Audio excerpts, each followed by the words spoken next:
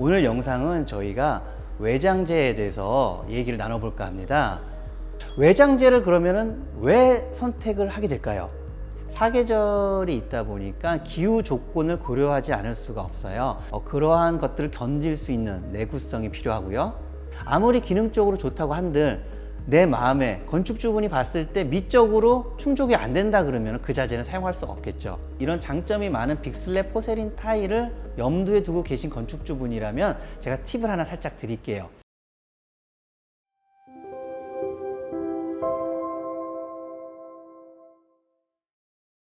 안녕하세요. SR펜스터 심현철 차장입니다. 오늘 오랜만에 꼭 뵙는 것 같은 기분인데요.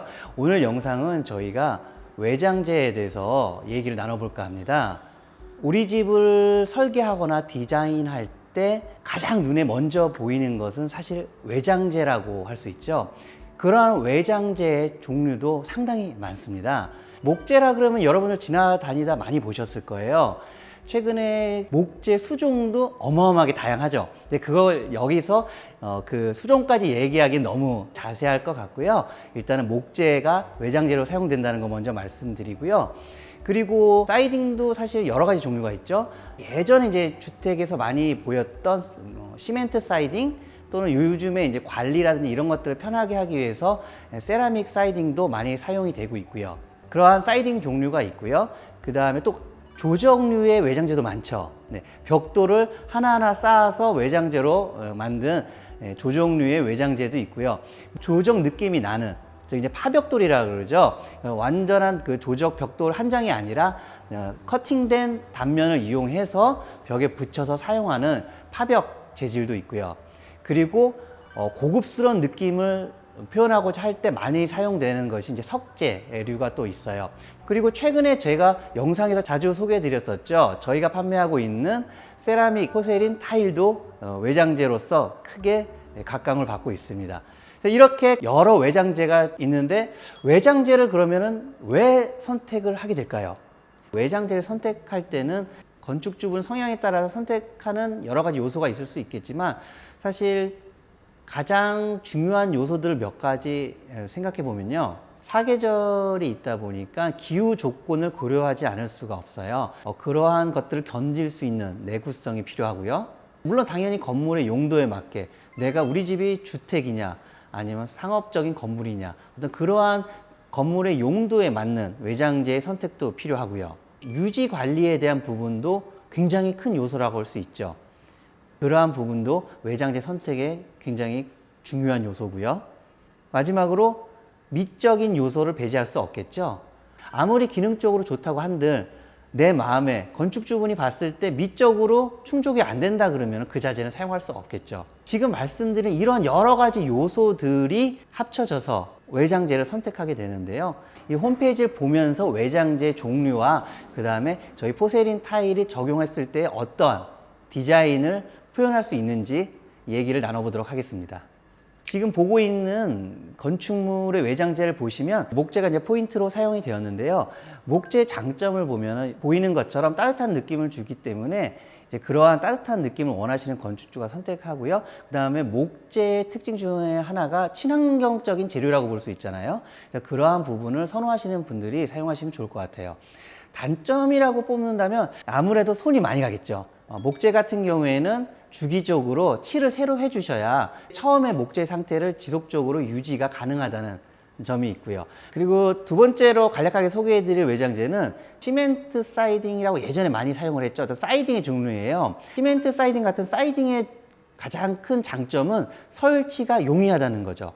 네, 시공이 용이하기 때문에 공기를 당길 수가 있고 그러한 장점 때문에 많이 사용되었는데요. 사실 시멘트 사이딩 같은 경우에는 최근에 단열이라든지 이러한 어떤 성능의 요구치가 점점 높아졌기 때문에 시멘트 사이딩에 대한 수요는 줄어들었고요. 최근에는 세라믹 사이딩이 좀 더 많이 사용되고 있습니다. 그 다음에 또 소개드릴 외장재는 스타코라고 많이 들어보셨죠? 지금 많이 이제 보이는데 스타코라고 하는 제품도 단열 성능이 좋기 때문에 많이 사용되었고요. 물론 오염에 좀 취약하고 그 주기적으로 페인트 칠을 이제 도장을 다시 해줘야 되는 부분은 있는데 아무래도 가격 대비 단열 성능이 우수하기 때문에 스타코란 재질도 많이 사용되고 있습니다. 네, 그리고 지붕에서 많이 보셨을 거예요. 징크라는 소재도 있는데 이 징크가 지붕뿐만이 아니라 외장재로도 사용이 돼요. 포인트라든지 아니면은 개성 있게 표현하고 싶을 때 징크라는 소재도 사용을 하는데 자재 특성이 금속이 아무래도 단열성이 좀 약할 수가 있다 보니까 징크보다는 다른 자재를 더 최근에 많이 사용을 하고 있습니다. 네, 그리고 아까 말씀드렸듯이 벽돌을 쌓아서 만든 조적집이 있고요. 그 다음에 조적처럼 보이는 파벽을 이용해서 이제 외부의 디자인만 조적의 느낌을 준 파벽 스타일의 외장재가 있고요. 보통 이렇게 두 개로 나눠지는데 아무래도 조적 같은 경우에는 외벽에서 공간을 두고 조적을 쌓기 때문에 그런 단열 성능이라든지 그런 부분도 뭐 뛰어난 장점은 있고요. 대신에 아무래도 조적 쌓는 구조다 보니까는 고층처럼 높은 건물에는 아무래도 조금 더 신경 쓰거나 다른 자재를 사용하는 경우가 더 많은 것 같습니다. 물론 파벽 같은 경우에는 일반적으로 주택에 있어서는 단열재를 사용하고 거기에 부착하기 때문에 단열성 역시 우수하고 디자인도 조적 같은 느낌을 주기 때문에 최근에는 조적보다는 파벽류를 좀 더 많이 사용하시는 것 같아요. 그리고 굳이 단점이라고 한다 그러면 아무래도 물을 흡수하는 성격을 갖고 있어요. 그러다 보니까 주기적으로 발수제를 칠해주지 않으시면은 오염도 심해지고 뭐 이끼도 낄 수도 있고 아까 목재에서 설명드린 것처럼 좀 더 신경 써야 될 부분인 것 같습니다. 외장재를 선택하실 때 우리 집은 고급스러운 느낌을 주고 싶어.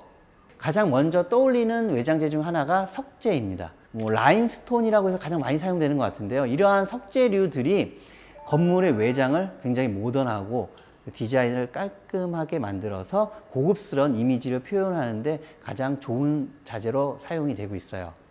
이런 디자인 쪽으로 굉장히 뛰어난 장점을 갖고 있는 석재도 발수제를 주기적으로 사용하지 않으면 박리 현상이 일어난다든지 이러한 부분들이 있기 때문에 주기적으로 관리를 해 주셔야 되는 외장재 중에 하나입니다.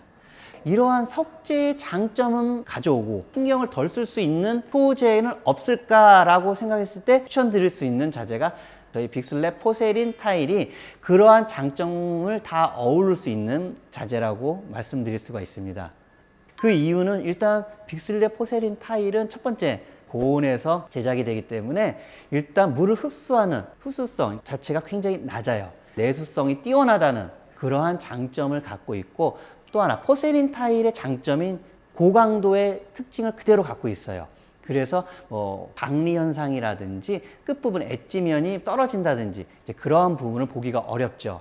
또 하나 자연적인 멋스러움을 그대로 표현하는 소재가 빅슬랩 포세린 타일이라고 볼 수 있습니다. 그리고 이 포세린 타일 중에 또 하나의 장점은 내화성이 높다는 거예요. 물론 화재가 생기면 안 되겠죠. 그러니 그러한 화재가 생겼을 때 건축주분들 가족의 안전을 지켜줄 수 있는 외장재라고 말씀드릴 수 있습니다.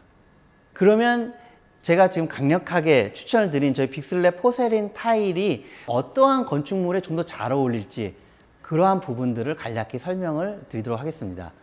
네, 지금 보이시는 건축물은 라임스톤이라는 석재가 사용된 건축물이고요. 그런 동일한 색상으로 좀 더 모던한 집 느낌을 주고는 있지만 아무래도 석재의 크기 때문에 분할된 것들이 더 많이 보이실 거예요. 그렇기 때문에 이러한 곳에 저희 빅슬랩 포세린 타일을 사용하신다 그러면은 좀 더 깔끔한 모던한 느낌을 표현하는 게 가능하고요. 이러한 다분할이 아닌 굉장히 적은 분할로 인해서 석재 본연의 느낌, 그러니까 큰 석재를 마치 우리 집에 큰 석재 원판을 붙인 듯한 그런 모습을 표현할 수가 있습니다.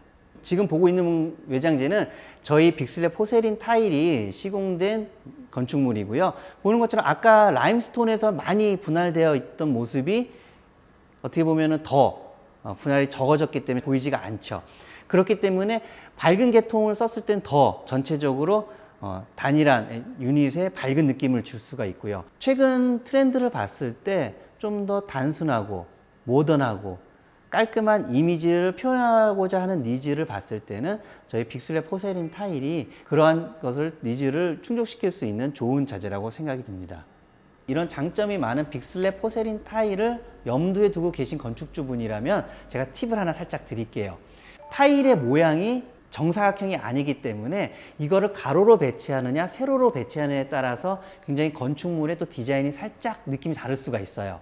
그렇기 때문에 설계할 때 좀 더 그러한 부분을 염두에 두시고 진행을 하신다면 빅슬랩 포세린 타일의 장점이 충분히 더 잘 표현이 될 것 같습니다. 그리고 저희는 워터젯이라는 기계를 보유하고 있어요. 워터젯이라는 기계가 뭘까 궁금해 하실 텐데요. 워터젯은 공장에서 물을 이용해서 타일을 커팅하는 기계라고 간단하게 설명드릴 수가 있어요. 직접 사람이 현장에 자르는 게 아니고 컴퓨터를 통해서 워터젯이라는 기계가 커팅을 하기 때문에 오차가 없이 여러분이 원하는 디자인을 표현이 가능하다는 장점이 워터젯의 가장 큰 장점 중에 하나라고 볼 수 있습니다. 지금까지 간략히 외장재들을 설명하면서 저희 빅슬랩 포세린 타일에 대해서 설명을 드렸는데요. 빅슬랩 포세린 타일을 고민 중이거나 아니면 궁금하신 건축주분들께서는 어려워하지 마시고요. 연락처로 저희한테 연락을 주시거나 댓글을 남겨주시면 저희가 설명을 또 자세하게 드리도록 하겠습니다. 지금까지 SR펜서 심현철 차장이었고요. 다음에 또 좋은 영상으로 찾아뵙도록 하겠습니다. 네, 감사합니다.